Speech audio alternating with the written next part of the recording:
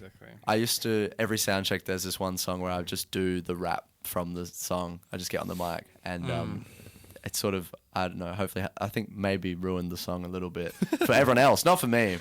You know what? I never thought it was Great Day by Mad Villain. Mad Villain. And Nice. I was never, on that record, I never gave that song enough due, I think. I was always just like, this is the one that people like because there's lots of lyrics in it.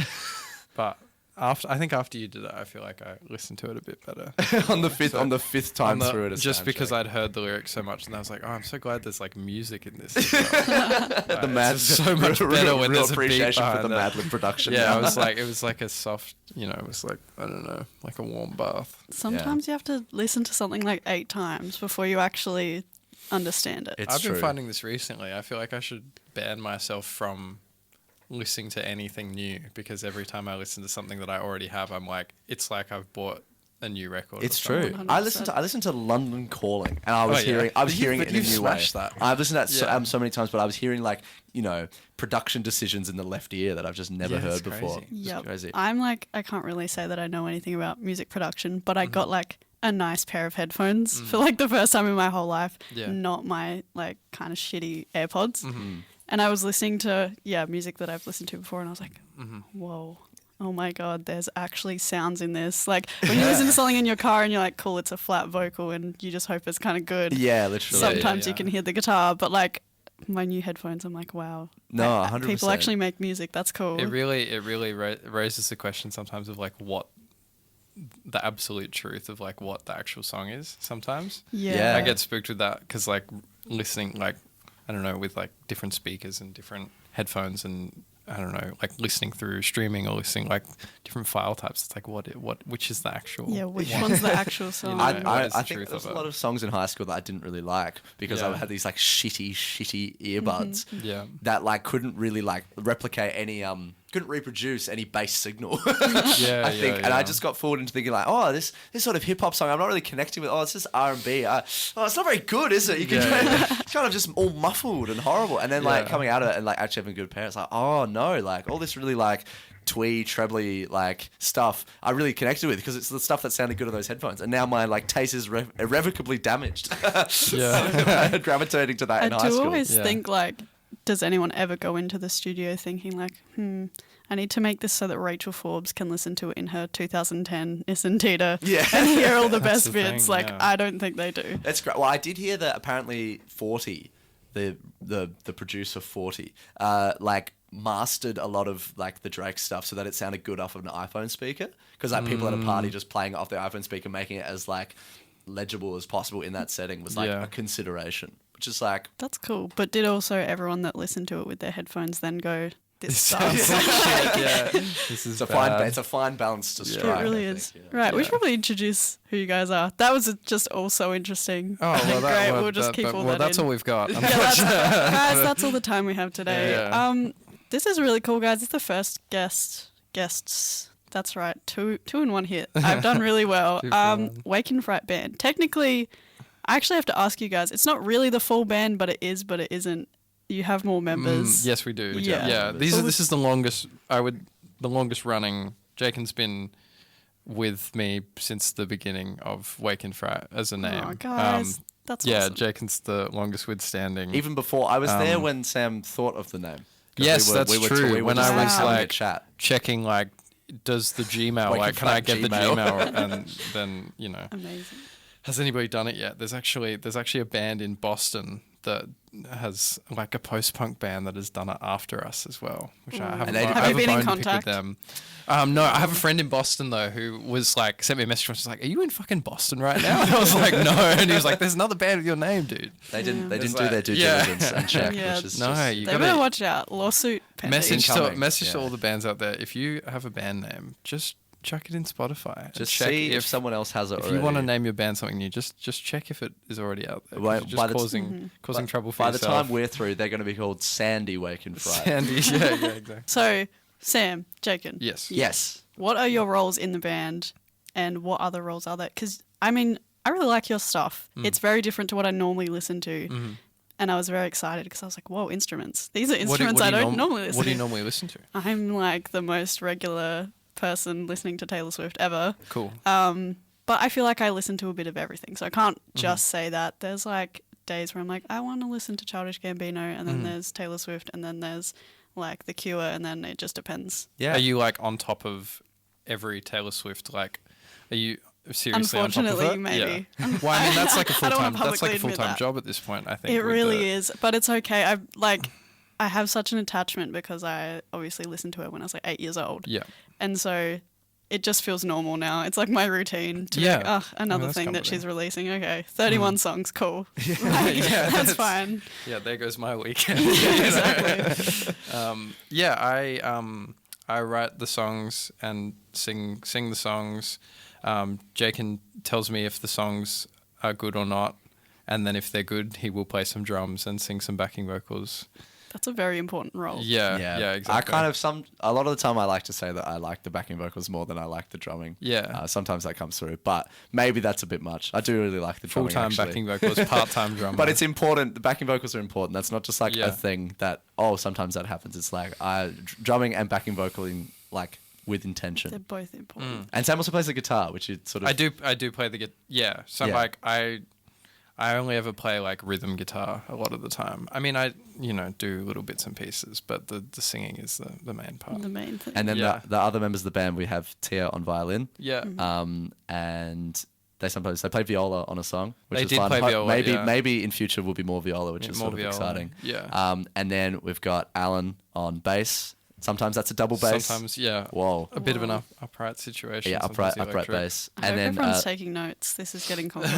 yeah, I know. And Luca on guitar, but sometimes banjo. But that's the I love that it's always, but sometimes. It's always, it's like a banjo. 50-50 Yeah, switch. you got to have like the other sort of more acoustic instrument that you can switch to, you know. 100%. But there's five members: me, Sam, Luca, Yep. Tia, Alan. Yeah. There you go. Amazing. That's the crew right now. And now there's going to be like 5 fan pages for each of you. There's going to be Yeah, we need to get edits some. coming We need to soon. get some of those Some fan fan edits. cams. Yeah, those are yeah, good. exactly. Yeah, I mean we can arrange for that. I'm Yeah. sure. You should be at the soundtrack for when I'm doing the. I guess there's no audio on the fan cams, but like it's just like iconic moments of just me, Oh just like yeah. Yeah. just saying. I Whatever. love seeing like the source material and you're like, where did they get that little clip? They're like, wow, that was so beautiful when they tossed their hair. You're Yeah. like, Yeah. Where did you get We that? need to like- be doing more interviews on camera. I really- because that's where a lot of them are from, right? Yeah, I really like to think that those people like have actually in earnest watched everything. You know, like when people would do their Bob Dylan fan cams or whatever, and it's just like I really just hope they've seen all of that like 1965 interview. Yeah. Oh, yeah. You know, that's just the like moment they loved. where the press are just haranguing him. Absolutely. They've got like archive footage. Yeah, just yeah. yeah. They're Maybe keeping they, it all maybe they've got access to stuff that none of us can even see. Yeah, for sure. So that's a very long answer to your That is a question. of long who's in the answer. band? No, That is Yeah. so much better than a short answer. And I am like a yapper till I die. So like Oh, me that's why too. we're Good on for radio. radio, hey? Yeah. So basically this episode is going to be about Australian music, which happens to be you guys. But you guys went to Tokyo and performed did. a cover of Heaven by Talking Heads to We get all also the did that. buzzwords and Yeah. information that I've written down as quickly as possible. Do you guys want to tell me a bit about, well, first of all, Tokyo, like how was that? And then performing there, what that was like. Tokyo Yeah. is a beautiful city. Yeah. And it was a pleasure to be there. As someone who has not really gone overseas much in my life, been in Australia, it was all through my childhood I lived in Australia. And that may sound like a strange thing to say, but I promise it'll make sense in a moment. Yeah. Okay. Someone who lived in my whole childhood in Australia and going to Tokyo for the first time or second time was really, it's a really great contrast. And I feel like the city is so vibrant and a wonderful place to be, but then playing a gig there is very attentive. It's very, intentional. There's a reverence for the actual art itself rather than like you go into a venue that sells alcohol and there may also be some music playing. It was very much a listening thing, a sort of, the art and the practice is important and that's why we're here. And everything else can move around it. That's how the gigs felt, which was a very cool experience for me. And it was cool to, be taking that in a new place. Yeah, not always the way with Australian live music. It's like we're gonna have a beer and like what the hell is this band doing here? But I actually grew up in Japan, Oh, nice. so it like at the risk of sounding maybe not jaded, but it was just like I was seeing my family, and that was it was like coming home basically. Yeah. And that was really cool to like reacquaint myself with the place in like a professional context. So like doing something that I really love, because I started playing shows there when I was like 18. I played in like this small bar. I would do sort of like residencies there, but I hadn't really like gotten into the scene in earnest because I wasn't actually like of legal age, you know, so because it's like 20 or something to be like a proper adult. So it was really nice to like actually properly meet people and have some help as well. We had a friend of mine from school, his name is Luca Uno Sandoval. He's like a music manager over there now, and he works with like Ichiko Oba and stuff like that. And he was just like such a huge help, and it was really nice to have someone show me around and like speak to venue managers, so we didn't have to like be like, can we please have some money or whatever. Yeah, like, and also the language yeah. barrier as well. Like Yes, the fact that's that true, he yeah. was fluent in English and Japanese Yeah. was helpful, because otherwise it could have been in some serious Yeah. strife. I can stumble my way through it, and like I know how to say microphone and stuff. But, Did but you hold apart that from over everyone else? You're like, yeah, I used to live here. No big deal. Like, No, I really try to mention it as little as possible. It's I true, think. Yeah. especially when you first moved over here. It was like it was Yeah. like you got it out the way, and then Yeah. after that, it was like we're not gonna. Like, It takes yeah. like 5 or 6 questions for people to start to give you a face, and then I have to be like, I didn't grow up here. Whenever I start talking about something like you know, we're in a group of people and just like, I remember My People by the Presets. You remember that was when that song was everywhere in 2008 or whatever, and Sam would be like, I'm just like, doesn't- what's My People that? by the Presets? Yeah, I don't know what has to that is. ask those sorts of Wow. questions. Yeah. Doesn't know what high five is or something. You oh know? my god. I did. Sorry, I not had high five, hang on. but something like that. Doesn't know who- DVDs were around. We had High Five DVDs. If you want to shipped try me over. on ABC Children's Nostalgia, I will just keep firing until you can't remember something. can do that. You never heard of Bottle Top Bill and his best friend Oh my Corky? god. Maybe not. No, exactly. But you know what That's that is. maybe the worst. Like, you have to know that one. Exactly. Yeah, right. Yeah. How about that? Like, Oh, I man. don't really mind if you don't know the Wiggles. Like, That's that's, not- yeah. fair enough. But like, that is too iconic. yeah. Great theme song. Yeah. That's my theme song Would recommendation for the interview. would you give us a bar of it? please, please. Bottle Top Bill and his best friend Corky. And then we can't do any more because the copyright will kick in. Yeah. But it's like this really nice Major 7 stuff. It's just good. It's There you good. go. That's exactly what I thought when I watched that as a kid. Really nice Major 7 stuff on Yeah, this. yeah. Really obsessed with that. I hope there is. That's the feeling I get, but that's not a genuine analysis. If someone gets angry and says there's no Major 7 in the theme song, I'm sorry. I'm sure my like 2 listeners won't know. It's fine. It's Send fine. all correspondence to Rachel and get angry at her. Yeah, not me. please do. It's alright. I'll deal with the haters. I can take it. So, yeah, I guess it was a homecoming for you, but Yeah. you both. It's cool that you both kind of had different, I guess, experiences there. Well, that was what I wanted. What I wanted to do was like bring, you know, my friends to where I grew up and like give some context, or just like, I think it's what everybody wants to do is just like to be understood a little bit better. And so it's just kind of like, here is, you know, that's the street that I grew up on, or like, you know, this is what I used to do most weekends, and we'll sort of get closer as a result of that. And, you know, that was a really lovely, rewarding thing. Because we get to do that all the time here. Yeah, It's like, yeah. Oh, this is where, you know, and me and T went to That's the same great. I Me love and T that. went to the same school as well. So Yeah. we do a lot of like, oh, and this thing happened. So it's nice to be like, you know, if we Get the other side of Yeah, it. exactly. Yeah. I feel Yeah, like exactly. I don't have that experience with my friends because most of us, went to school with each other and know each other like that. But I guess it's important when you make music, Yeah. especially if you maybe write vulnerable songs and stuff, for people to understand your perspective a bit. I think That's so. a really trenchant. That That makes a lot of sense. That's kind of the whole thing. I think is like, because more and more with music, I've been trying to just trust the people that I work with and not really give them specific instruction, or just say like, this is a song and like, you're here because I like you and I think you're good at this. Whatever you do on it is going to be fine. And if it's like seriously not what I want, then I'll be like, stop that. but like I most take of back most of the time, I'll everything be you like, you're here because like I think what you do generally is good.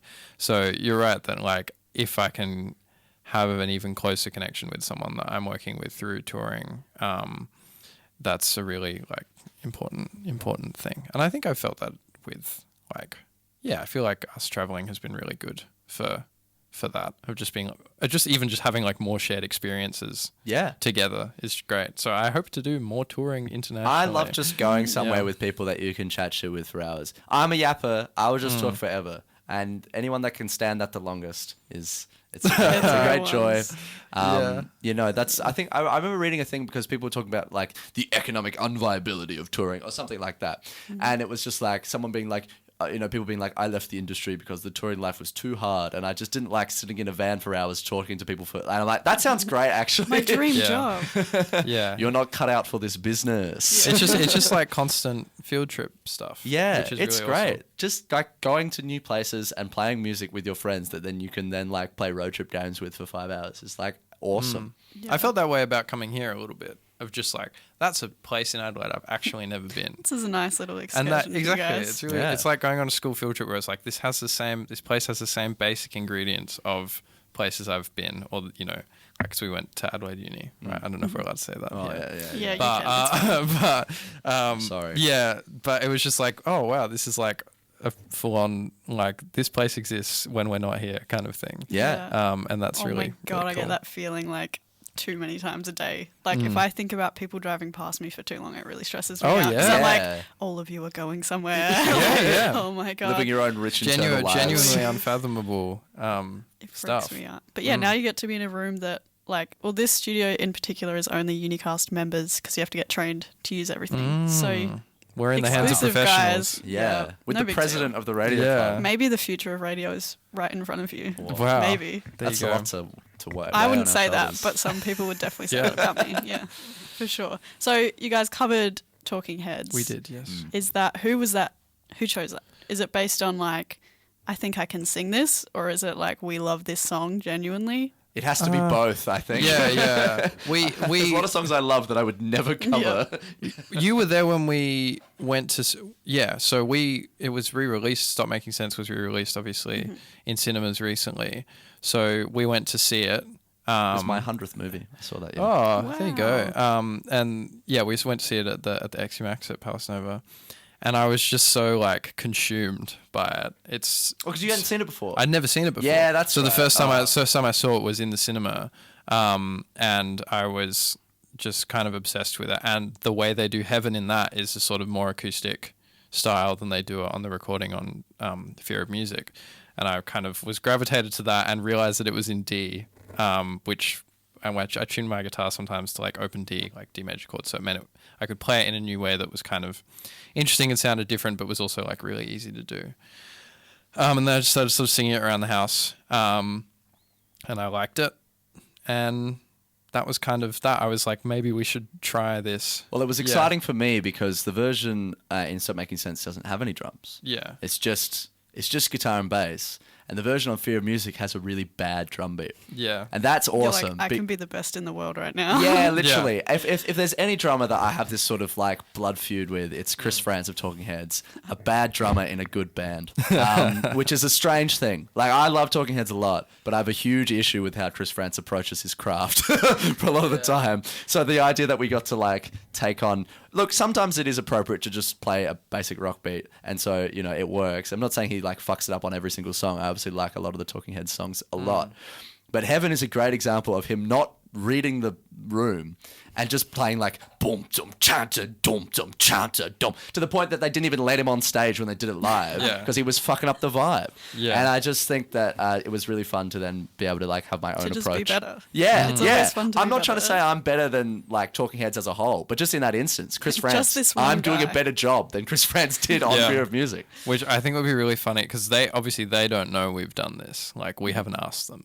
But it'd be really funny if they both find out that we've done it and find out that Jake and hates Chris Frantz at the same time. He's And it'll- openly talking smack. Yeah, I yeah, don't exactly. like to talk smack about like genuinely like bands. Like it's not something I do often. It's just Chris Frantz is It's like sort of it's like my op. your Lil Yachty denying Biggie sort of Yeah. situation Oh, of wow. like the old heads, you know, they had it wrong. Yeah. It's going to be a big thing. it's I'm, just- I'm scared for what I've started. No, it's good. If Chris Frantz finds out I don't like him, that's fine. Yeah. I stand by what I said.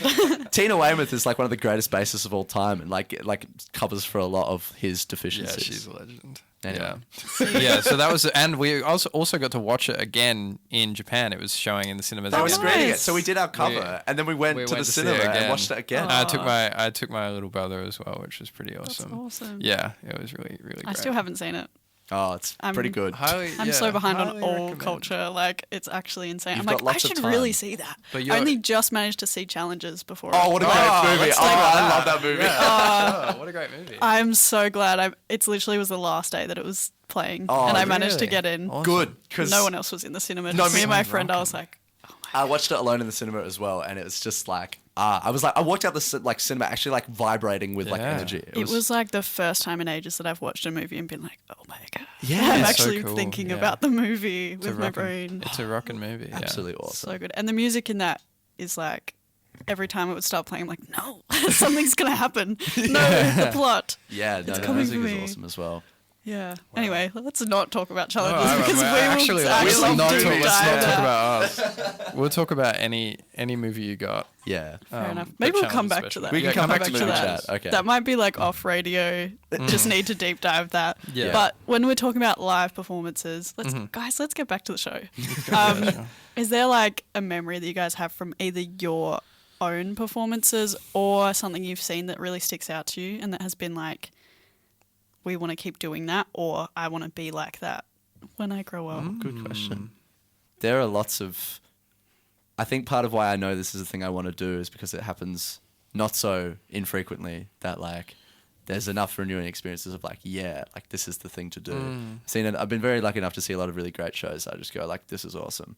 The thing that was like maybe like formative for me was when I was 16 and I saw Grizzly Bear twice on like a pontoon on the River Torrens. And I was, 16 is a lot of like 18 plus shows I didn't get to go to. And I think a lot of the music I liked was not from bands that would play in Adelaide very often. It's the kind of music I was getting into. And 2 Weeks by Grizzly Bear was like my favourite song at the time. And it still is. And I think just getting to see that and like up close and just like really be in contact where like a lot of the other gigs that I'd been to at that point had been like, you know, some good local bands, but nothing that I'd truly like loved. And to just see something that I was genuinely so engaged with and be like so proximate to it was really like, oh wow, there's actually nothing more awesome than this.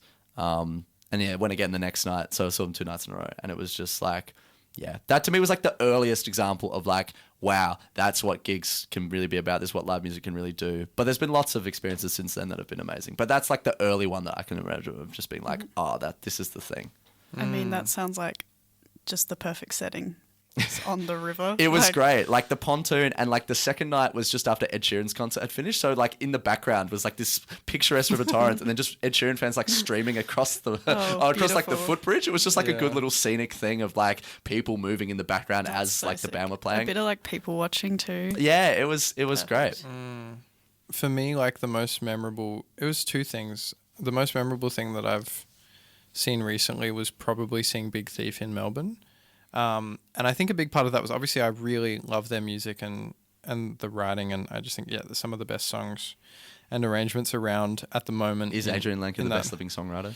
Maybe. It's hard to say. Yeah, it's certainly possible. I think people would. Well, actually, I shouldn't get into this, but I think people are slightly too reverent for the most recent record. I think there are more mid tracks on it than I would like to admit. Whoa. Okay, Yeah. we haven't had this Sorry, discussion. sorry, Oh, but- this is but anyway, approaching we will you. be unpacking Whoa, that later. whoa, moving, okay. moving, let's take that moving off mic. swiftly along.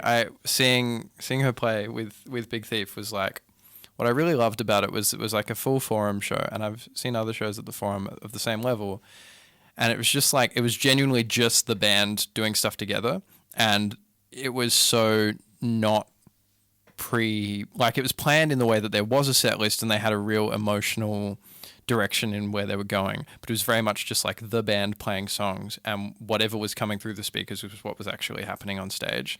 I think there really is something to be said for just being really, really good at what you do in that way, where there doesn't need to be theatrics, which is not to knock theatrics. I think theatrics fantastic, but just it was really refreshing and really wonderful after being in Adelaide and basically seeing just so many local shows, being like, yep, that's just a band like playing.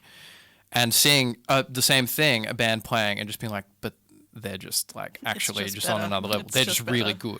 good. The fact that they have more money and more resources kind of doesn't matter to that specific element of what they do. It matters to everything else peripheral, but they just happen to have really honed what they're doing, and you could still plug them in and have them down at the cranker, and it would be And like it'd just be as transformative. amazing. Yeah, you know? that show was like fantastic, and like Yeah. you could feel that, I don't know, yeah, like the energy, and I you know, it can work sometimes, but the idea of like backing tracks or like things happening at the same time, like it hasn't wrecked some gigs where that's happened. It can like in small doses be good, but I'm especially as a performer really anti the use of backing tracks. So I Yeah. think so much of the magic of what like a live show can be is the idea that it's just the people on stage that could fuck up at any moment. Yeah. And they're not, and they're doing this thing that is just so like magic and fantastic. And that Big Thief show was like such a great distillation of like, look what 4 people on a stage can just do. And it sounds different, and it's never going to sound like that again. You know, Yeah. The time we heard it is the only time it ever sounded like that.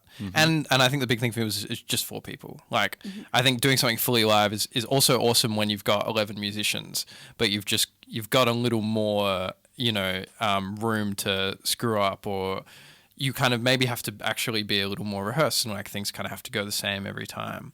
But like 4 or 5 people, for the sake of that's how many we've got, is like kind of that perfect amount of like, this can be really strong when we're all on our A game, but it can also go in so many different directions depending on how each person is feeling, and you only really need other people to do that.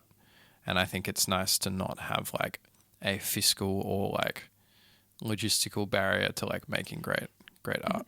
100%. Yeah, and I feel like if we were talking earlier about being vulnerable with the Mm. people that you work with and stuff, I imagine that's harder when you have like 11 people like working together, Yeah, it having that probably connection, I guess. Becomes more of a production, I suppose, at that point. Everything has to take on, just for safety and for like ease of work, like everything needs to take on a level of professionalism that is good, but probably like you can't necessarily like D&M with every person Yeah. you've got on staff.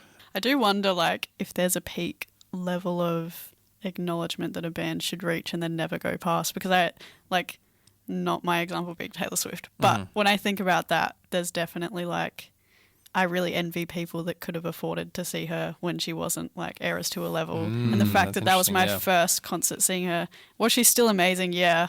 But like, I want to know what she was like when she was signed at 14 to be a Yeah. songwriter. Yeah, so it's I'm not kind of quite as like, what were you personal. like at that time versus now that you're like essentially a brand in some ways? Well, yeah, it's hard, isn't it? I remember when we saw The Strokes, which was like a cool show, and they played very well, and I did actually really like hearing a lot of those songs live. But there was an element of just like untouchability of the fact that they've just been doing this so long, and they're just so like, the name is just in an infamy.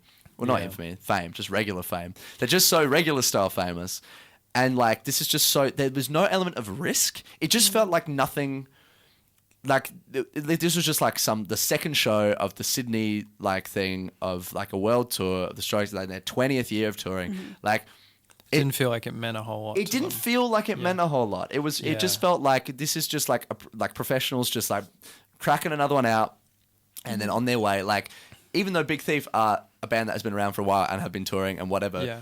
they are able to imbue the moment with such a meaning. Or even I saw Marlon Yeah. Williams the other night, and he's played in Adelaide like a half dozen times, and obviously but he's been touring everywhere, whatever, but still manages to imbue a night with a meaning for the people that are there.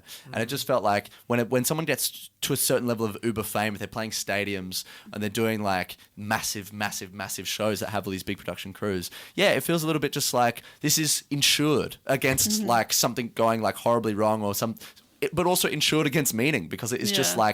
like producing a product for. Kind of wish something would go wrong because you're like, I want this to be different. Yeah, I feel like something like that where like, you know, people talk about these magic moments like, oh, and then the power went out and then we just saw the singer play a song just on their own, like on the guitar, and oh, it was so amazing. Like, oh yeah, because like there was like a Oh, they're a actually problem. musicians. Yeah, and they had to sort of like prove it in that moment rather than just like, there's a cue for this song. Okay, now we do this. Okay, now this light moves here, and then, you know, like Yeah. that sort of thing. I feel like there's been a couple times, like you can always think about the stuff that you missed of like, I didn't see this band when, you know, in their prime or whatever, but I feel like I've been so lucky seeing a couple shows where like oh man, I can't believe I saw them in that moment. Like we saw Wise Blood just after Titanic Rising had 2020. come out.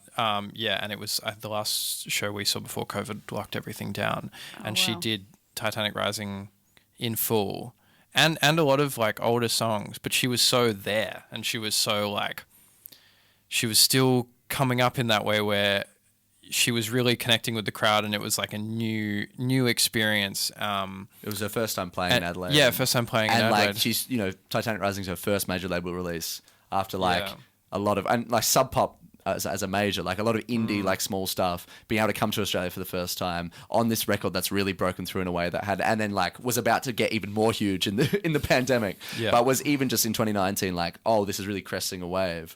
To see, so yeah, it would like there was a real meaning in that moment, you know. Yeah, and I feel the same way. Like when someone's coming off what I think is their best record so far, or like because we saw her at the Forum, and for me it was kind of like, this is great, and this has a lot more production value. Again, so we saw it later. Yeah, then, we like, saw it later on. 3 years later, 2023. We Different saw it at the record, Forum. yeah. And that's also a great record, but it was great, but it was just kind of like, you know what, if I'd just seen this, I would have wished that I'd seen what I saw in 2020, and I was like, but I've seen both. So, and same thing with Moses Sumney and with Aldous Harding as well. I Yeah. feel like we saw her after like, again, what I think is her best record, Warm Chris, at Her Majesty's Theatre, and she played like pretty much all of those All of songs. it, yeah, pretty all, yeah. And like all the best stuff from Designer, her previous record, and I was like floored by it. It was just outstanding. I think as well, like if you really like albums like I do, seeing an artist on each tour is so fascinating, because there are some songs you just aren't going to hear for 20 years after that tour finishes, because they're like, actually that one's not going to work if we've got a mix between 4 or 5 albums. It's like the little B-side's going to get cut, but I'm glad I saw it, you know. Yeah. I'm always like fighting with my bank account of like, do I just go to this one just in case it's the best thing I ever see? Like, I'm Yeah. always like, oh, but I did really like this album, and like, do I just fly myself to Sydney to go see something and Yeah. then spend the extra like however much money I have to spend to do that, or do I like just lose this one maybe?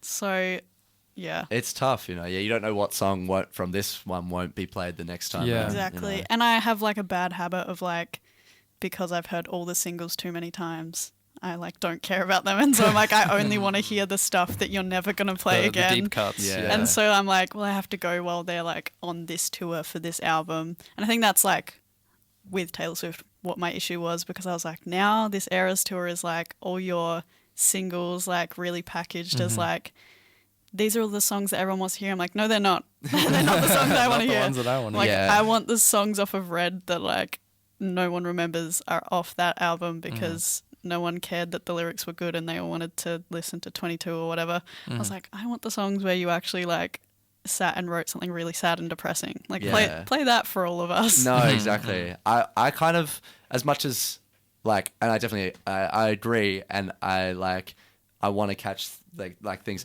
but this is the kind of like musical problem that I love to solve, because the way that I feel about like, if I am missing out on the chance of hearing like some song by some person because like it's conspired to like I want to hear more like songs like this live that I never will have the chance to. That's when it's like, that's when we make it. Yeah, yeah. That's when we get the chance to do it ourselves. Yeah. Of like, oh, I never got to see this song from this person live. I never get to see this artist live because they died before I was born. So I'm going to do something that recalls that, so that I have a chance to like have some sort of like Still thing, experience it feeling in of that some art. way, That's the yeah. next best thing. To fill that gap. There's either Guillermo or Benicio, one of them. One of the Del Toros said like, if the film you want to watch doesn't exist, make it. And that's one of my favorite I quotes think that's about art. Guillermo. That There's- sounds like a Guillermo. Yeah, it would be strange if Benicio said that. Actually, now that I think about it. Guillermo del Toro also said, I would take 10 years off my life to give them to Martin Scorsese. There you go. So, there you go. So yeah, I love the idea of like making art to solve a problem of missing out on art. Yeah. Yeah, because I think the feeling is very real. Like, oh, I wish I could engage with that specific Yeah. thing. I'm going to start stealing everyone's work then. Yeah. That's what Oh, yeah. I'll do. That's, you gotta- that's the whole you thing. gotta- That's steal. exactly what you said, and that's how you said it. Yeah. And Yeah. that was the intended Yeah. meaning. It's Sick. true. Amazing. I think I also just, because it's such a great question, I really like resonate with it. I think because so many people now can be sort of like vicariously aware of something that happened. Like you can see the Beatles play in 65 or whatever. But you know that you can never really be there. Like you can see it happen, but you can't get all of the not the energy same. of it. And it's kind of cruel now where like we have so much capacity to like kind of have partially documented all these incredible things that have happened. So everyone has an awareness of a great thing they've missed. Whereas back in the day, like in this, 19th century or whatever, you'd just be like, you wouldn't even know you missed it. Yeah, fully. You would have just missed it. And it's like kind of, I don't know if catch-22 is the right phrase for this, but like if that didn't exist, you might not find your favorite artist and then go see them the next time. Yeah. But like at the same time, you're now hyper aware that you missed out on their best shows ever Yeah. and that you'll never Yeah, get yeah, to totally. experience that. So I don't know, it's hard. And like when I go to a festival or a concert or something and I'm that person with their phone up, I'm like, who benefits from this other than me? And then I go back and listen to it and it's my own voice. And I'm like, yeah, but that's the full experience because definitely the person next to me could hear me like screaming off key, whatever. I think that's kind of real, to be honest. Yeah. I think if you film the whole show on your phone, that's a bit silly. But if you like Yeah. take some Get videos one to remember song it, in. that's allowed. Yeah. Get like your favorite one and get a little bit, but guys, don't be the person. I hate when I'm like almost at barricade, so it's like I have Yeah. a taste of like the best spot in the house, and then there's one dude that's way taller than me in the front, and he's got his phone up, and he's like 60, and I'm like, you've probably seen them already. Like, this is my chance. Don't get in Yeah. my way. And yeah, another thing for 6-year-old men to ruin. Yeah, Oh, God, man. come on, guys. We need to make a list of everyone we've like talked shit on this entire time. Yeah. 60-year-old 60-year-old man. wherever you are. Writ large. Yeah, Yes, right. 100%. With live shows, you guys doing any soon? What can people Oh, expect? That is, We are in doing August. something. We're doing something at the Grace. We're supporting Effie at the We Grace. are. We're supporting Effie at the Grace on July 20th. 20th. July July 20th. Lock it in, everyone. Lock it in. July 20th. Effie at the Grace. That'd And be we're great. doing a festival in Port Adelaide with, I think it's called Melt Festival. And our former cellist, Clara, will be joining us for that. Oh, Yeah, that's that's exciting. news to you as well, isn't yeah. it? This I is a only, real I only found that exclusive. out this morning. Yeah. but, Shout out Clara. um, That's awesome. She's fantastic. Yeah. And it will be, I think they've like blocked off a road or something for it. Oh my So- God, and just it'll for be- you guys. just That's for- amazing. Just for us. I think Siberian Tiger will be there. Oh, sweet. I think Siberian Ella Tiger. Eon will be there, but don't quote me on that. But she usually is at those sort of things. So Siberian Tiger, were they the ones that supported I Andy? did support Andy Shaft. Andy Shaft. Now that's that was another- one that you caught that I didn't catch. Yeah, and I that's one feel of my bad about favorite that live every shows day. I've ever seen was Andy Yeah. Shaft. And Siberian Tiger supported him for that. So that's really awesome if I get to see them We again have to because that keep was a great adding night. to who's going to be there. Elvis Presley might be there, Elvis maybe. Presley We might don't be know. there. Who's to say he really died? You know. Yeah. Yeah. This might be, you guys have to get the tickets just in case Yeah. he happens to make Maybe an that's why they appearance. blocked Yeah. the road off because it would be a pretty big deal Yeah. if I Elvis think was there. I The think city, it's of for Port you Adelaide, guys. the city of Port Adelaide Enfield have been discerning in their blocking off the road. If Elvis is there, that'll cause a Elvis would stir. be so annoyed if he'd had to move to Adelaide, Vegas to Adelaide. Maybe that's like what he wanted though. He was like, fame isn't doing it for He me. would I be need like- to be in Port Adelaide. Elvis coming to He the would be conclusion that lonesome fame tonight. isn't doing it for him. Showing up to Villy's Decaf and seeing Elvis, Yes. Elvis in the corner with a meat pie. Elvis just, sick of being famous. What am I doing here in Las Vegas? Time to fake my own death and move to Mawson Lakes. Lakes. Of course. I mean, I swear I've seen him around. Yeah, I well. swear. He's, Yeah. with us always. In spirit. But yes, July 20th at the July Grace 20th, and then August 3rd. August 3rd in And Port lock it Adelaide. in. Yep. And you'll post about that on socials or We will. something. Follow Yeah, us we will. at Wake and Fright Music I've kind of forgotten I have an Instagram recently. on Yeah, Instagram. well. It The will band is happen. called Wake and Fright, but the Instagram is called Wake and Fright Music. Wake and Fright Music. Okay. Yeah. Okay, locked in. Got it. We'll be there. All right. Well, that's the official stuff Great. done. There you go. But I have other questions. Oh, but that's please. Yeah, we can keep going. mostly because I didn't ask them and I forgot to ask them. This is one of my favorite things to do. If I ask away. Perfect. Okay. The album artwork, if you knew one, who did that? Venus from Empty Threats and Swap Meet. They are a great visual artist. Yeah, and I didn't give them very much time to do it. I think they did it in like a month. What's up with that? I just like I like to play tricks on things. I was initially going to go with a different artist, and then they weren't feeling very well. And Sucks to be them. I know God. weren't able to do it, unfortunately. And so I spoke to Venus because we'd worked together a couple of times, and I saw this drawing at the Exeter that had the kind of perspective, the kind of bird's eye perspective that I wanted, or like warped bird's eye, I guess. And I was like, could you do something like that? And have these different characters, and I had this like list of all these wacky characters. Yeah, that so I are wanted all the included. characters to do with the songs. Yes. I was deep dive. I was like, Oh, there's yeah, pictures okay. on the album. What do Yeah. they mean? Like, yeah, I there you wanna go. You know. got the right instincts. Yeah. They're all you can kind of see their little stories or hear their little stories like in the songs and stuff. That's sick. Yeah, it was nice. It was nice. It was great to see like images that I had sort of written be actually visualized, Especially when it's a good drawing. Yeah. absolutely. Much better when the drawing's actually good. Yeah. Exactly. My own stupid drawings. Yeah, I doesn't like. do I it go for to me. draw something like, yeah, that's not the vibe I was going for, but Yeah. we really tried that. Punch card. There's a lot of chaos at the end, and I want to Yes. know whose decision that was, whether that just happened. Sam wrote the song with the idea of it going like silly at the end, but it's very Yeah. different of Sam going like crazy on a guitar versus like us in a room going crazy. We did a couple like we always played it live that way where it went wacky, and so we did do that in the live take, but we also, I think it was like 2 or 3 takes, we recorded it in this big church, like big reverb space, and we were just sort of like running around the church and yelling and hitting It was various great. It objects. was just you just go like and then just like punch a cymbal. That would be Yeah, so there was therapeutic. there was like an organ that I was sort of yelling and doing like carnival barkery tones across. Someone was running around with a shaker. I think there was like someone had like a leg or you could strap a shaker to yourself, so when you're running around, it sounded like got you it. That may have been our like producer, a bowl. Sam Lynch. Yeah, Sam Lynch. An excellent engineer, producer, yeah. Adelaide based. Shout Yeah. out to Sam. Oh, this is not the official, but anyway, I think Yeah, I'll Sam put it Lynch. somewhere. you can put Sam I'll put it Lynch. somewhere. Shout out if you're for your sound engineering needs. Legend. So yeah, it was a lot of, it was prescribed chaos. It was on a purpose. decision, And that yes. came across, definitely. I heard, God. I was like, I think someone's got a shaker on a leg right here. I could hear that. That's the Yeah. unmistakable My sound. ears don't deceive me. That sounds like a shaker on a Yeah, leg. now that I've got my good headphones, I'm like, yeah, I can really picture The that. bad headphones, you lose that shaker. No, Yeah, exactly. It exactly. just sounds like it basically sounds stupid. Yeah. Sounds like complete ridiculous. no sense at all, like a sort of blur. Yeah. In my hatchback, it's not the same. Not at all. Some of these are all going to get nonsensy now. Baskets. How big is the briefcase that you mentioned? Ooh, He that's gets in the nice. briefcase. I like that. I would picture it. Have you ever seen the case that holds an accordion? Actually, yes, because I had a substitute teacher who would always play the accordion. I would. So, yes. I would There you think. I would think like that. Practically does- speaking. Okay, and then if he's getting in the briefcase, if I'm remembering correctly, is he then folding himself up, or is he quite small? Is it roomy in there? It feels constricting. I would say is bit my claustrophobic. intention with it is to be uncomfortable.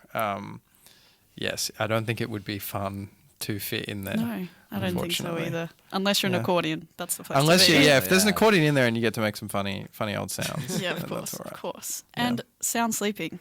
Did you sleep soundly? How are you guys feeling? I don't think it was us, or you know, I don't think it was I us that was slept sleeping soundly. pretty soundly this Maybe- morning, but I don't know if I was at the time when I wrote that song. I might have been having some strange sleep. Yeah, how are you sleeping?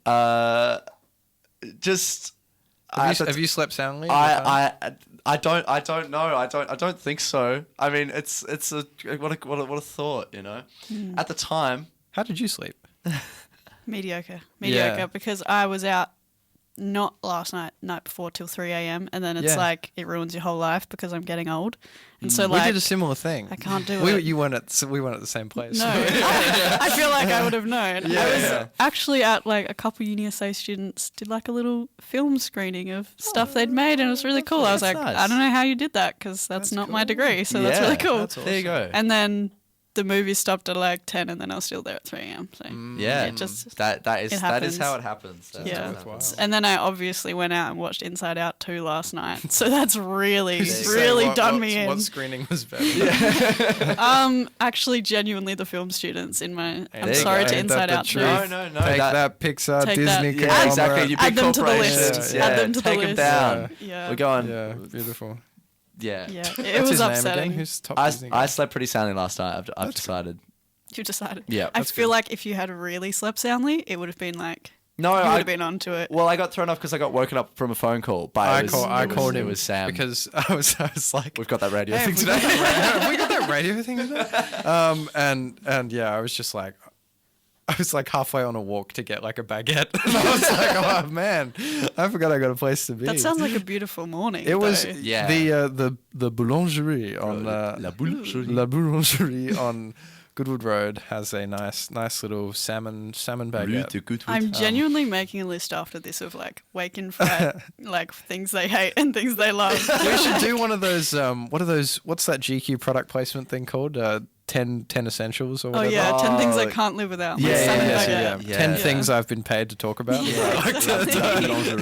Good Road has One of bankrolled the Wake and Fright. Yeah, apart from, I will say, just if anyone is listening, the Josh O'Connor version of that one is very You would cool. say that. No, he's real with it for real. He shows off his like grandmother's ceramics and Yeah, stuff. oh, that's she cool. can't have Beautiful. paid for that. Josh O'Connor is a legend. Maybe she did. After both, after she's still on the grind. after Yeah. doing Challenges and La Chimera in the same year, that's hard to. Josh O'Connor can do no wrong at the moment, so that's fair enough. I think that was a very good disclaimer to put out there. Product Yeah. placement is okay sometimes. If the people You're I placing like a do product it. by your grandmother. Yeah, Yeah. exactly. All right. And in your Spotify description, guys, I've deeply stalked you. No, that's awesome. Just Oh right. letting I you hope know. we're up to date. We might, I don't might know. have to I do don't some know. shifting around. You say you're still searching. Have you found it yet? What are you searching Yeah, for? So you, great you, that you you didn't know found that that. it was that, but I knew it was that. I feel like I go on the Wake and Fright thing sometimes, Yeah. so I'd No, I haven't. haven't found it Because yet? if I had, I can hear it better. I think I can see think it better. it might be Elvis Presley. You know, I think you may find it soon. in a way, In a way, for me, it kind of is, yeah. You know what it is. Okay, it's not exactly this, but it's this feeling. You know when you're like, and I spoke to you this before, so don't laugh, but you know when you're at a train station and you're watching for the train, Yep. and you're never going to actually see the train coming. You're going to close your eyes and you're going to get distracted. You're going to look at your phone or whatever. And then by the time you lift your head up, the train's going to be there. That's kind of what it's like. What if I'm built different and I do see the train? This is what I said. I was my like, question. I said, Sam, one time I saw on my phone the train was coming in a minute, and I just looked at the horizon, and I Stared did at the see it train coming. tracks. No, but if it's far away enough, you're never going to see it. It's like looking into the horizon, you know? It's just not going to happen. It's a very beautiful thought, and I Mm. definitely understand it. But all I think about is every time I've been at a train station, it's like delayed 11 minutes. It's true. That's That's over the and Adelaide over experience. again. Tokyo kid, so trains on time. Yeah. It's like But you see all those trains because they're subways and stuff. Yeah. I'm talking about when you're on the Belair line. on the Belair line and all you can see are trees, you know, and then Right. you just like, there's no way there's a train coming out of that foliage. And then You you're know? like, oh my God, thank God there is. I have Yeah. somewhere to be. Otherwise, I don't know how I'm going to get. I want to say on the record that I do appreciate the metaphor, and I don't mean to undercut it by my. Oh, no. You didn't mean to no, laugh. undercutting. No, Really, I- really there's- loud. it's like it's a shame because it's like I like the imagery of what's going on. It's just that one time I decided to really look for a train. It's you know what, it's such a privilege and a joy to actually be asked that question that I could do, you know, however many metaphors you want. Keep going. You got Keep it going. for free. It's a yeah. I have so much free time. It's crazy. great. Like, It's a you're spe- the only people here that have things to do. So. to spend that's funny. free time just like caring about art and especially local art and like looking into it is an amazing way to spend that time. And I know I would say that because I'm a local artist, but like, Yeah. you know, I just think people caring about the arts in general is cool. It means a lot when it's like, you know, peripheral or something I'm doing, obviously. But just spending free time caring about the arts, looking into shit.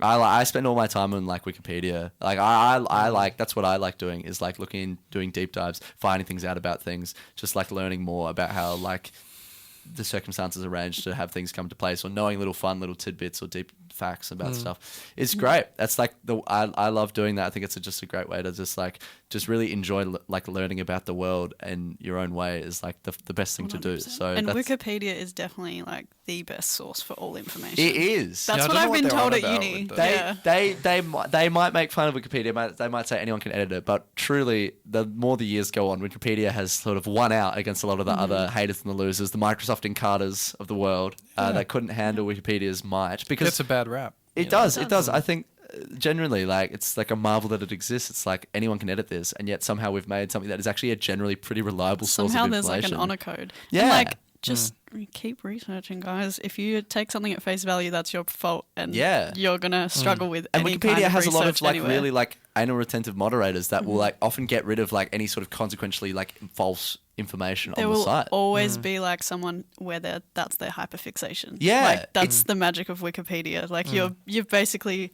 made the perfect space for people to come to it and be like, actually, Yeah. actually, this is not true. Exactly. It's like the best use of that. It's just like if someone wants to be like, haha, I'm feeling a bit evil today, I'm going to say that actually like this type of lizard has 7 toes instead of 6. Someone really cares about the fact that like that like lizard has 6 toes and will like spend their entire day being like, ban this person for being mischievous. Like that's just an amazing thing. It's really a beautiful thing.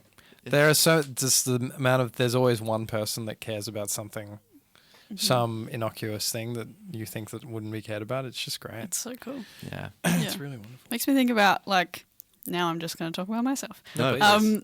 Me and my friend like go to antique stores and get black and white photos sometimes, and they're like selling them for 50 cents. I'm like, you guys just don't appreciate this. Yeah.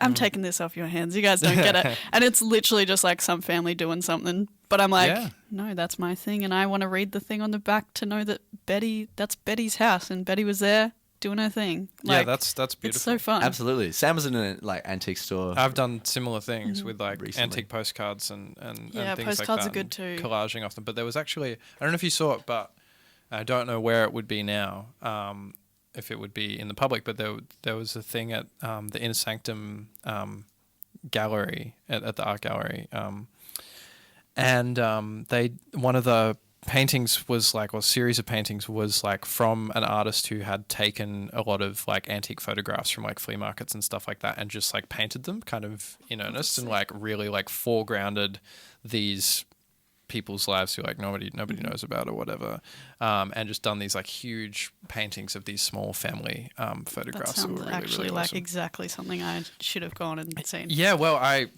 just happened to be wandering around, but yeah, I have to. I took a photo of it. I'll send Yeah, it send it send through. it to you. But 'Cause that's like kind of what I like doing.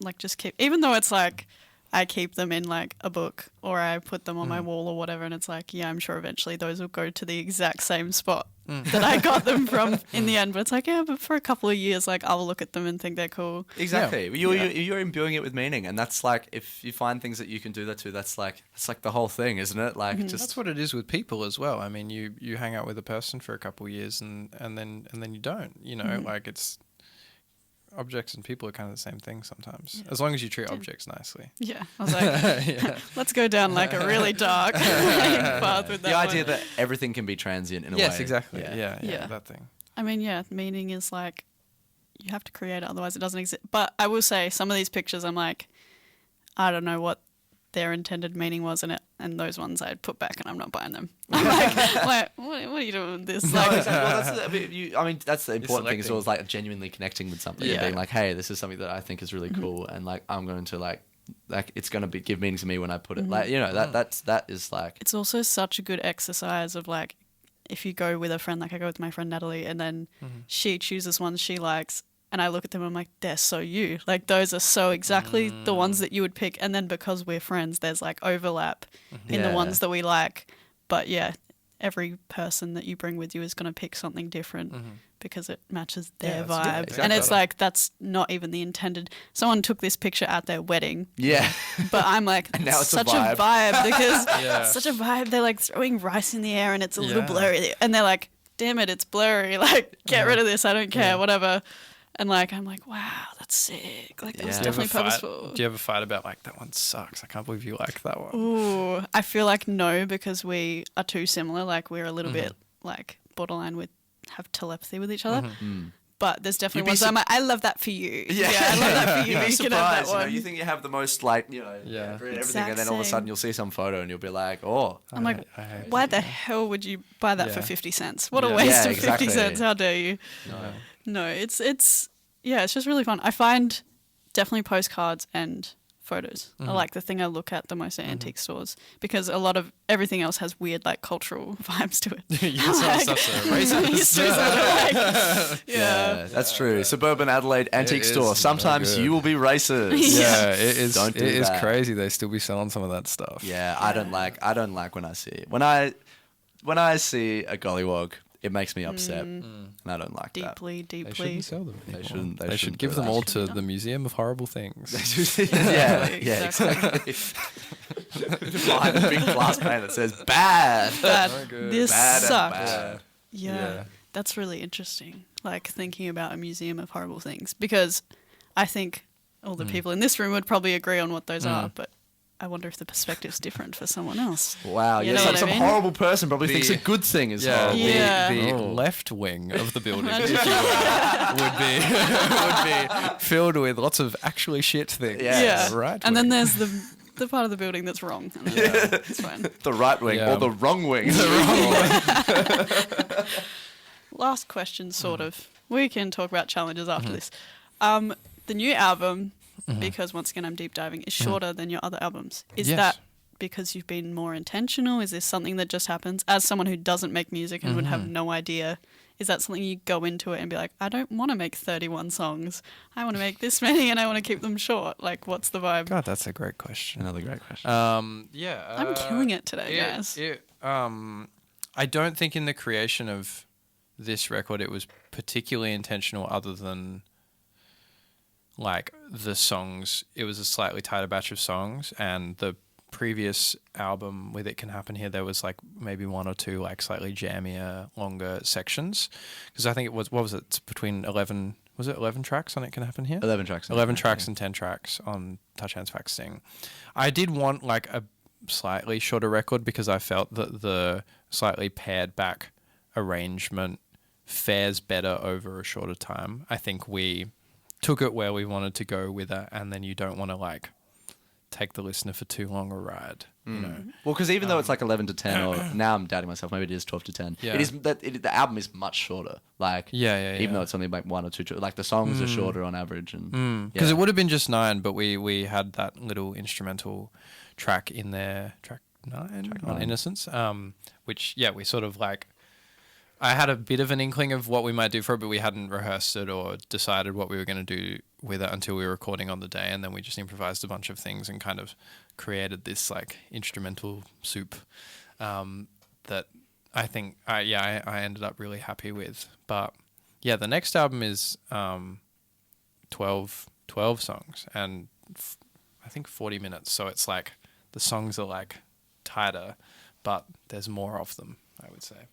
I like that. But stay keen for that. Didn't we just release an album, guys? Slow Oh, down. yeah, that's true. Guys, Yeah. I only just Yeah, was able to that's stalk true. you about this album. Like, give me no, some time. I was almost like tempted to be like, oh, do we not mention the one that's like the next one? But like we're No, really that's so excited about the exciting. next. Not to Touch Really Hands Back excited Sing, about we really love and is awesome. Yeah. But I mean, classic musician fashion. We're really excited about the next one. yeah, Of like, next this one is would our be great. best work yet. You Yeah, know? yeah. Come see us on this tour. it Yeah, has to I be mean, that we way, though. play a lot of those. We play pretty much all those songs. Yeah, a lot of when we shows play now. live, a lot of the songs we play are from the unreleased album. So, Yeah, Cool. because we're working out. Luca and Stuff in Alan that weren't band. in the band yet when we made Touch Hands Back Sing. I think that's like so like the first album of like this sort of arrangement of people is not released yet. It's recorded but it's not released. So that's like we're doing a lot of those songs and we really love playing those songs, and so we're keen to release that album at some point. But yes, that's the one that we're like thinking about Yeah, a lot. I feel like if you aren't making your next thing going like, I want this to be better, or like getting excited because you're like, I think this might be like even better than the last one. Yeah. What are you doing? Yeah, exactly. I know That's- completely. that's yeah. true. So often, like people, you know, when you're at like a Christmas gather or something, and you'll be like, "Yeah, this is my best one." Be like, "But the last one, like, surely you like the last one." Be like, "I wouldn't. Why would I make the next one if I don't think it's going to Exactly. be better?" Yeah. But also, what musicians like? I'm done. I'm done. Well, I've made, unfortunately, like, you a do sort of couple- see that happen Yeah. sometimes. Yeah, I guess. I wonder if they do truly think maybe if you make something that is truly like unbelievable, you There- have to think it's. I was going to say there is that great quote from the author of Catch-22, which you mentioned earlier, Joseph Heller. Someone apparently, now this might not be true, 'cause someone just told me this at a party, so I'll be mad at them if this didn't happen, because I think it's a great quote, is that someone said to Joseph Heller, it's been 20 years since you released Catch-22. How do you feel that that you haven't written anything as good since?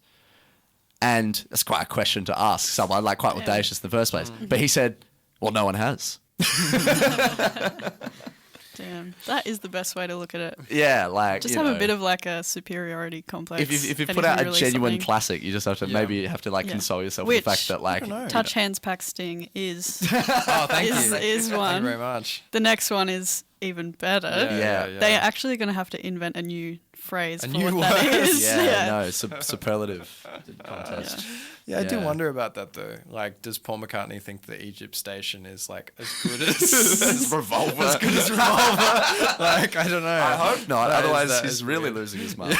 That would be really fun. It's a sad decline. Yeah. you But know. also, like, Lots of I love guess to him. at that point you just make music and you're like, well, someone's going to listen to it. I'm Paul McCartney. So, Yeah, like, yeah, That's true. That's if you want to literally keep true, doing like, what you enjoy doing, when your career goes past the point of having stakes, Yeah. Yeah. you can just I think fuck that's around. I think that's the distinction. Is like right now we need to believe that everything has to be better, because otherwise, like, you can't be stagnant at this stage. Yeah. Yeah, you can see it happen where an artist releases an album and then all of a sudden now the career has no stakes, and it's just very easy to do something worse after that. Just 100%. you see it happen. You saw it happen with Blonde.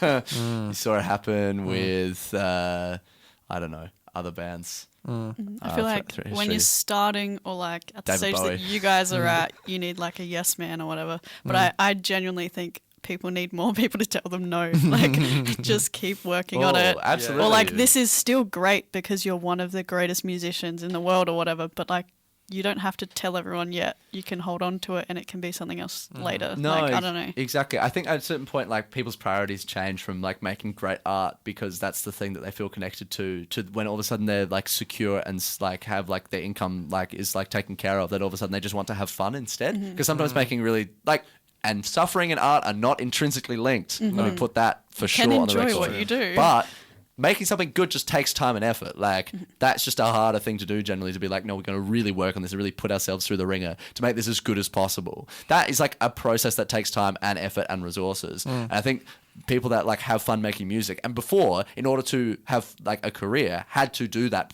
process, go, I can't be bothered because people will still listen to this. It'll still be fun to play for me. Why would I really strive to make something amazing?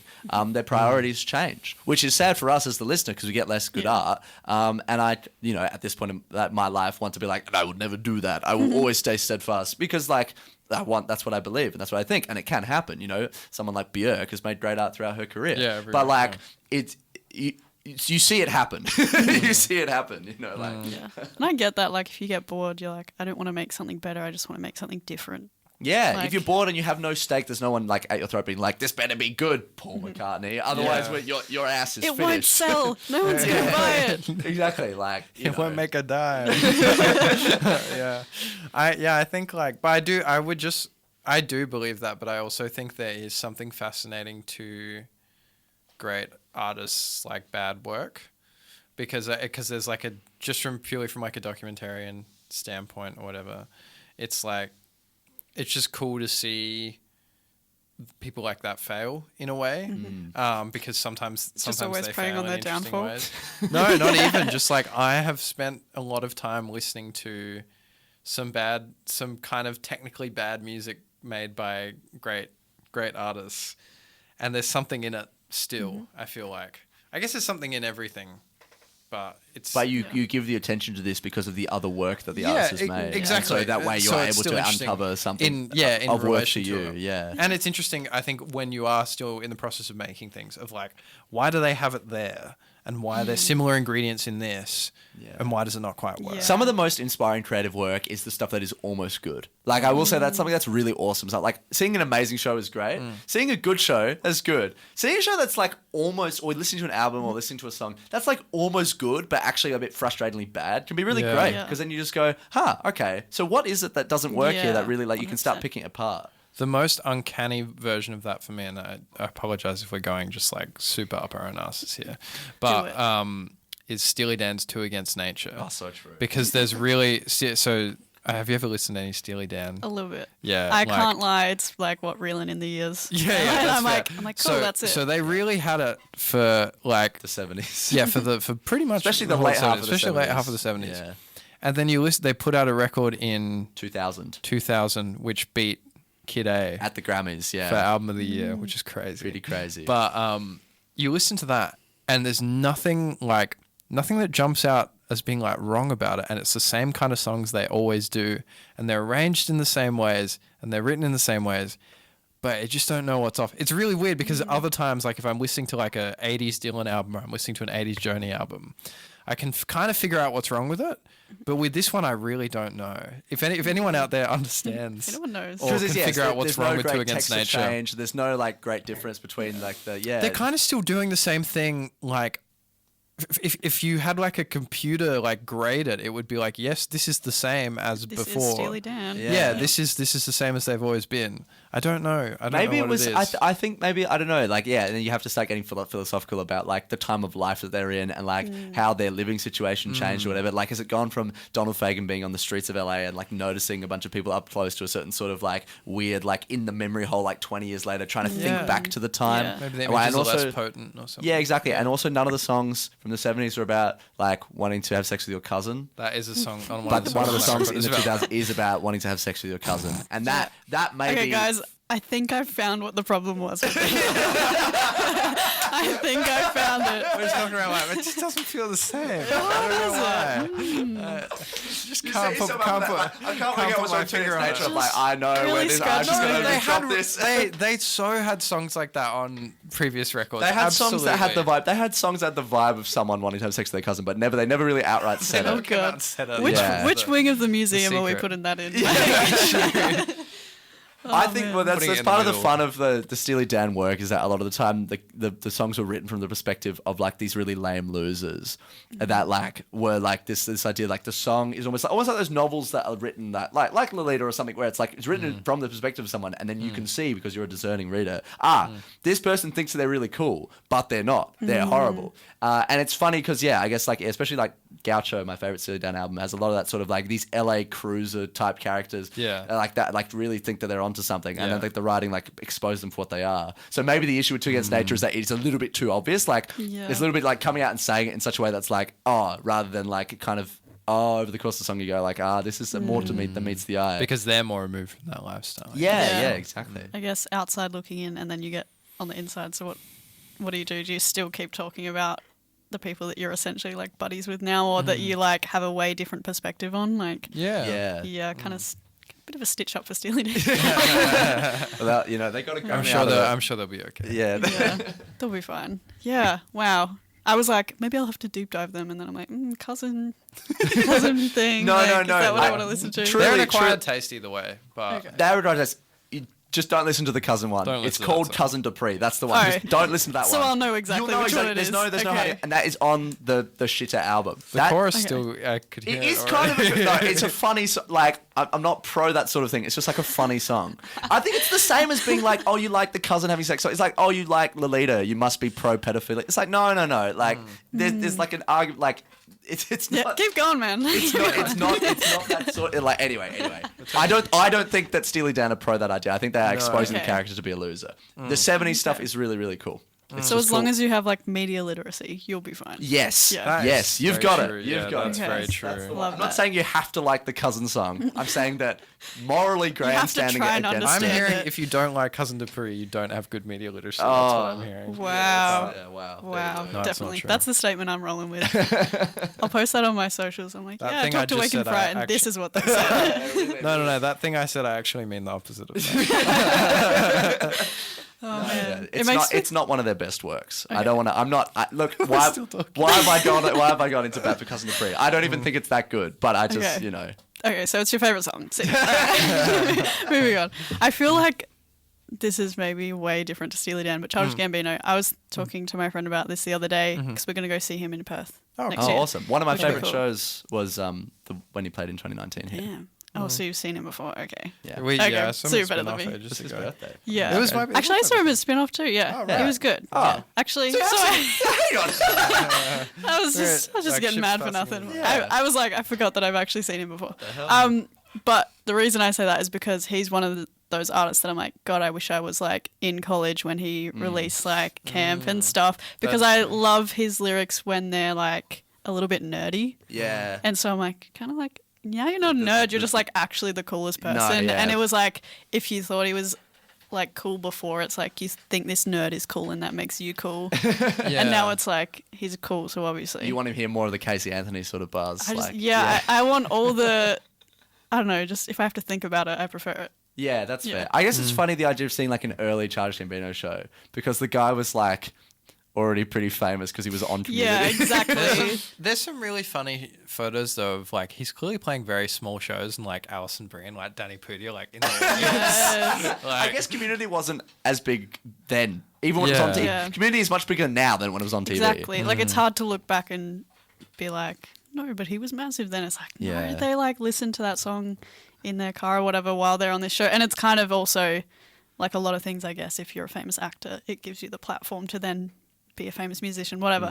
But like, it's not the same thing. Like No. people No, that no. like your character who's kind of like dumb in this show might not like your Your music. somewhat intellectual, totally. somewhat intellectual lyrics. Yeah. Like it's kind of a different thing. So Yeah, no, that's fair. I really liked Because of the Internet, and I was glad that he still played a few of those songs when I saw him at Spin Off. I don't know if he would now, but Yeah, I don't know. hopefully he does. I at don't least know. he got his Good new version. album, so like it could be all that. It's got some nice stuff on there. That Yeah. last song on the new album, that's good. I like Final Church. Now that it has names, because I Yeah. remember- Oh my forgot god. about When that. I first listened to it, I was like, ah, But- fucked. I don't know yeah, what I any know. of these It's like to songs me, it's are. like one of the dumbest like things that any artist has like sort of ever done to release an album with no like full respect and love to Childish Gambino, but like I'm glad he Yeah. finally put the names. Because on I it. listened to this and then I was like, this is the same album. Yeah. I wonder if I've it's heard an this endless before. situation.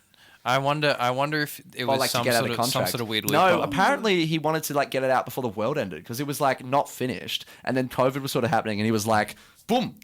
Oh, he got nervous. Yeah. right. Well, this is what. Look, once And again, then the I- world didn't end, I've got so- no sources for this. It did come out sort of like really world-ending time. Yeah, like it was Yeah. just in that moment. I think he was just kind of like scared, just like, nah, let's just make it happen. But yeah, I know what you mean. This idea of like, yeah, this was a different sort of person that was making this music back in the day, and now, Especially if you're like looking at their identity Hmm. and like you like if you identify with this version of Steely Dan and not the cousin. yeah, Not the cousin version. That Yeah. like, you know, you find your identity through an artist and then you're like, oh, but like I still like what you're doing. That's but a really great This is point. like me over here. I'd rather Mm. be over here if I could. yeah. I didn't even think about the idea of like, of course, like people are like, it's an identifying issue of like, yeah, like I can no longer identify with this artist, even though that I did really strongly at one point, and that's Especially because Childish Gambino's like, oh my god, models are looking at me. In like the first album, he's like, pretty girls like me. This is awesome. And then like his more recent stuff, he's like, and I'm still talking to models, and they still think I'm hot. And I'm like, well, yeah, because now you're like the Childish, like you are Donald Glover. This like, of course, like that makes sense. Whereas in the first couple things, I'm like, I genuinely believe that you had some kind of insecurity and like Yeah, of imposter course. syndrome. Underdog grew up thing, in like grew up in like his parents raised a lot of foster kids, right? And like you know like just like a kid, a nerdy like black kid like in like a city that's got like a lot of like shit going on, Atlanta. Yeah. You know, as he was then able to make into a TV Yeah, show, did a good but like job. you know being able to like obviously like a product of like a really like an environment where he was like there's a lot of these factors that you make someone like kind of like oh I don't know, and then then later on it's like in a later career It's just different. I'd It's love different. to get famous so that I can maybe like appreciate his, The his later Childish perspective Gambino. more. Connect to the- Yeah. Like That's a really good point though, I think. And I think a lot of people feel that way but don't articulate it as well as you have with it, because it's like, and a lot Just of can't people help get it. mad at people when at artists when they put out something that is Mm-hmm. not what they're known for or whatever, and it is like, yeah, it's just you feel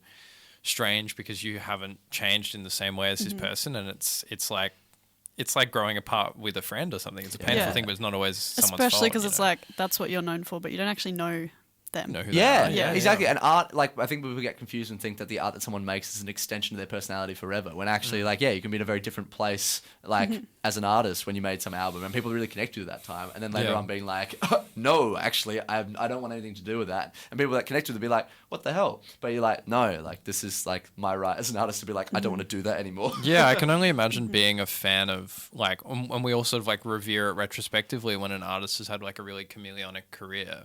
But I can only imagine like being a fan of David Bowie at the time might have been a little annoying sometimes. You're like, it's 1974. Or, you know, boy, do I love rock music. I hope the next David Bowie record is like that's all my that cup ever of tea. happens Yeah. And then he goes to like Philadelphia Soul, and you're like, this guy's sold out, Yeah. man. Like, I just don't know anymore. Yeah, and I then all the don't know Philadelphia him. Soul is like, yes, can't wait for the next Philadelphia Soul. I hear he's moving to Germany though. I wonder how that's going to work out. And then it's like, oh, he's made half an ambient record. yeah, exactly. What? Exactly. But then everyone looks back and they're like, I love David Bowie, and I mean all of it. Yeah, Yeah, exactly. It's like, all of oh, it. now all these different aspects of my personality can be represented. All these, this music has been influential in so many different ways that as someone growing up later on, I can pull from all Yeah. these different things to make my personality from this sort of Frankenstein. Yeah, it's amazing, And I think also it's another reason why people feel really attached to artists that they still love after 12 years or whatever, because it's like they've changed in a similar way that you've changed, in the same way that like a friendship for that long, you can be like, wow, even through all this change, like we were seeing eye to eye, or there was some sort of agreement in how like this change affected us, and that's so special to have lasted that long. I weirdly feel like now more than ever,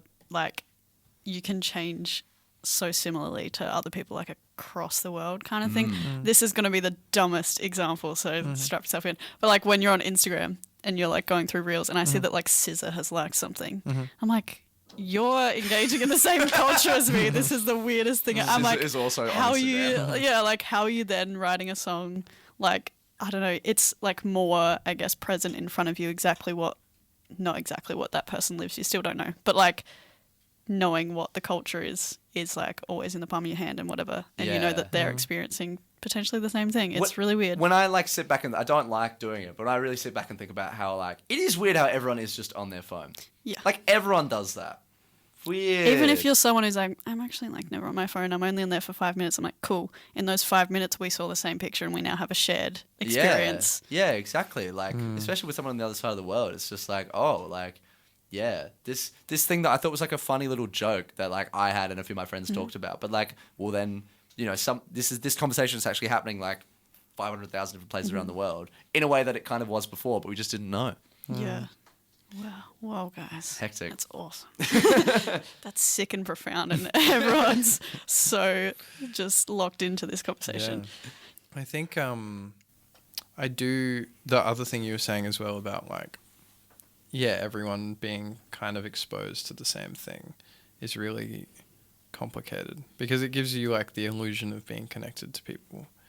But I think also, yeah, it's like that's maybe not good to feel like you are even though you're not, 100%. I was really, I still am, but I used to make a really big deal about being anti the like parasocial relationships thing. Yeah. Like, I don't know, I was more annoying about it in the past, but like, yeah, just being like the idea that like, and I was like, I still, make a point of like not really following any of the musicians I like on Instagram because it will just make me think that like they're my pals. Yeah. And then when I go to the show, and this kind of already happens a bit, when you go to a show of a musician you really love, and you just think, if only we could have a conversation, they would see how awesome I am, because I already think they're Yeah. really awesome. It's just not a good way for your brain to No. work. So, like, I really just like being, like, seeing people I don't know on Instagram and trying to have this thing of, Yeah. like, they're my friend. Because, like, your brain will go in that direction. If you see someone's face every day and you hear their thoughts and opinions, and you agree with them, you go, haha, You're like, this wow, we're person's a so laugh. similar. You will just be like, that's my friend. And, like, but they're not.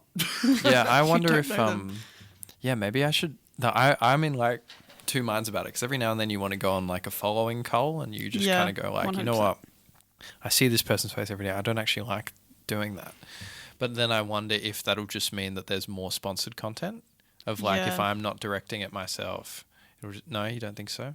Just get rid of Instagram sponsor is like percentage wise of just like it will show like algorithmic posts to fill the if there is less posts from people you follow, but the sponsored ratio is the same. Well, then maybe I'll do that tonight. Maybe I'll unfollow everyone. Because this is what Yeah. I get to Yeah, don't look at who I'm following and who Now. I stop following. Yeah, just wait for a bit. Yeah, no, because like that's what like when I like get to the end of if I get to the end of like all the and then it's just like it just shows me like shit from the algorithm and I go, hang on, I didn't ask for this. I put my phone away. No, I go back to Wikipedia. That's that's this is like I have like way more screen time on my phone than like a lot of the people that I know. But it's like not necessarily on the social media apps. It's 'cause worthwhile like, time. you know, so it's okay. however much time on Instagram and then like heaps of time like just looking shit up on like Wikipedia and associated things. No, I'm just into brain rot. I'm just straight up wasting my time. That's what I'm into, and it's fun. But challenges is awesome. I Letterboxd. I'm spending a lot of time on Letterboxd. Yeah, because that's all my screen time. Just Yeah. like, I disagree with you. Oh, You got that it's wrong. great. I did get challenges was like one of those things where it's just like I'd never really seen Zendaya in like a serious role because I haven't seen June and like I guess Me any other neither. serious roles that she's done. Like I know she was in Spider-Man and I haven't seen it or whatever. Like. And she just blew me away. It was just actually just like an amazing performance. Josh Connor, Mike Faced, the whole gang. I always expect that with Zendaya, I'm going to know it's Zendaya the whole time. Yeah, and just think about how it's Zendaya. Yeah, exactly. But I was right. like, oh, she's actually like the character. Yeah, Well she's done. Tashi Duncan, you know, Yeah. like I believe it. Like I remember when I was like a kid and I would see her on like, was it like Disney Channel or Nickelodeon or Yes. something, right? Yeah, yeah. Oh my god. Like I remember that. That And was so her most serious role. And that what, just, what like, was it called? The dance one? Shake, It was Shake it off. Shake it up. Shake it up. Shake Shake it it up. off. Shake it up. Probably not shake it off. Shake it up. Yeah. Shake it up. They would have got sued. Yeah. Oh, I think yeah, they would have got sued. Yeah. I think it was Shake It Up, right?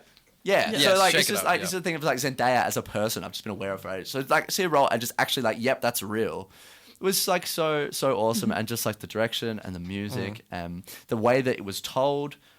Like over the career and like to me like I used to be really into sport as a kid and as I've grown older I realized that arts is actually much better but like what I still really love about sport is the narrative and the fact that like things can feel like a conversation or like a power dynamic that is like explored over a time. And so to see someone really get that in terms of a film and be like, we are going to use like everything is about, you know, everything is about tennis except tennis, which is about sex, you know, it's like being able to be like, you know, actually explore that in a thing. It's like, Well, because they all have like their goals or whatever, and by the end you get this ending that's like all she wanted was to watch tennis, but like the problem is that tennis is more than that Yeah. for all of them, and like vice versa power kind of that thing. that Like can take on. their relationship dynamic is tennis because she can't play anymore. Yeah. So like she kind of has to play with their relationship a little bit. Anyway. yeah, because she's falling in love with tennis with the idea of like the dynamics between people. It's great. It's just great. It's Such just a good film. like an awesome thing. And yeah, cruise around on Letterboxd, finding out what people have to say. It just made me feel like such a genius when I'm like, I know what's going to happen. Yeah. Like he's going to do that serve in the way that they did the serve earlier. Yeah, like yeah, as that- if it wasn't foreshadowing that was Luca purposefully done. Really holds on that bit like for so long. Like I had sometimes in a movie I go, oh, this thing's gonna happen, and it either does or doesn't. But you kind of know within the next 5 or 10 seconds whether it does or doesn't.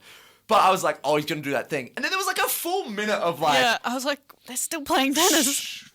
Shot of Zendaya, shot of Mike Face, shot back at it. I was like, well, it's definitely still gonna happen, but it's just taking fucking ages to get there. And it does. Yep. It's like, yeah. Yeah, me and my friend were sitting there like, is it gonna happen? I was like, are they gonna finish the game? Like, are they just gonna stop? I don't understand. It's taking so long. But I enjoyed feeling like I had media literacy on my side. Yeah. Even though absolutely. it was so spoon fed to me, and it's No. like not smart at In all. a way that's satisfying. Sometimes something being really spoon-fed is really satisfying, though. Like, if it's done properly, like, even something that is so obviously telegraphed can feel really, Yep.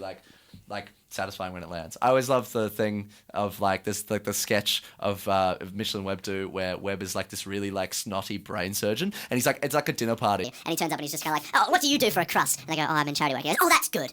That's good. It's not what. Still, it's not exactly brain surgery, is it? And he just goes down the whole party doing this. And then Mitchell turns up at the end and he's just kind of, and then the host goes like, oh, did they keep you late at the Space Center? And he goes like, oh, you know, that's work, isn't it? And then so it's just like, oh, yeah, like, oh, what is it, you know, working for NASA or whatever. And so the guy goes like, oh, like, well, so what do you do for a living? And the guy's like, well, I'm a brain surgeon. You know, it's very complex. And he goes, It's like, oh, I can imagine that. It's like, oh, what about you? What do you do for a crust? And he goes, oh, well, oh no, I fucked it up because it's the rocket scientist. He says that he finds out he's a rocket scientist first. Anyway, and then he finds out, oh, what do you do? He goes, oh, I'm a brain surgeon. And then like he takes this big sip of water and goes, oh, I'm not, well, it's not exactly rocket science, is it? Anyway, I've never fucked it up before. I've told that story It was so many really times. funny. That's That's so a annoying. shame. Cut that out. Cut that No, that's the ending. That's exactly what we're ending on. That's so annoying because like I never fuck that up. Like I've done that in person. I've like sometimes recreating a sketch is really hard, and I've done that in person to genuine laughter because I've nailed all the beats. Not today. And I've just Not fucked today. it. It's so annoying. What a good There you note to go. end on. That feels so satisfying to me to be like, and that's it. no. No, just Man. end it at the like thing about us saying that like live When we music said is a- something live music is a super beautiful thing profound, or whatever. I'll Yeah, cut let's it see if we there. can get to profundity in the in like next 5 minutes. Yeah, Yeah. 5 minutes. Yeah, what have we got? I feel like I've used all my brain cells already. Well, We're we ending gotta on the we rocket got to science close it out. bit. We got to end it on the rocket. Well, it's not exactly radio programming, is it? Hey. Thank you. The hardest job ever, obviously. Oh, Yeah. so true. Yeah. Ha ha ha. I didn't even get it at first. 'Cause I'm so thrown off my game. You're like actually Thank you for having- devastated by Yeah, it. thank you for having thank you for us. having us, That's Rachel. all right. Really, Thanks for coming in. It's Nice. been wonderful. Thanks for doing your research. Yeah, it means great. a lot. We Yeah. feel very validated when people are caring about Yeah, the art we should, make. like you should do all of them. Yeah, man. Just rock around.